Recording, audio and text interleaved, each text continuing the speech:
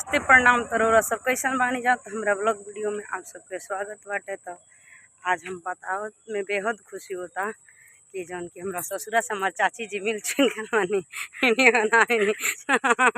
तो वीडियो में चाची जी ना चली ठीक बा, एक दूसरे के संगतिया नियर चली, आप सब देख सकतानी। तो और बताई का हाल बाराउ,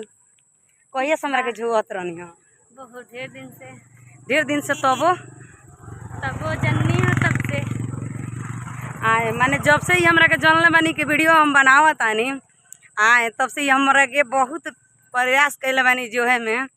आए जौना में कि कई आदमी के जान पहचान के हम जरा साथ वीडियो भी बनौले बानी, उससे पूछले भी बानी, वो इंसान बतौले नहीं खे कि हाँ शोभा दीदी हमनी के जानत तानी पहचानत तानी आ चाहे शोभा दीदी के। तो तसे बता दिया चाहतनी अच्छी न रो नहीं बतौले तो का हमनी के ना मिल पाए सौ आए। तो और सब बताई ठीक बा तो कुछ कहेम दर्शक के लिए कि हाँ कुछ का सपोर्ट करते जा, कम से कम ना सपोर्ट रोरा करते तो हमरा करी जान, ना हमरा के तो रोरा करी जान करे जा खच आए आए तो करे जाओ आए ब्लॉग वीडियो में बना रही आ ज़्यादा से ज़्यादा शेयर करियो। अब की शौक रहा कि दशहरा के मेला तारा संगे घूमे के, मगर सपना के सपने रख दलो आ का कहीं है सखी के देख तनी लेके घूमल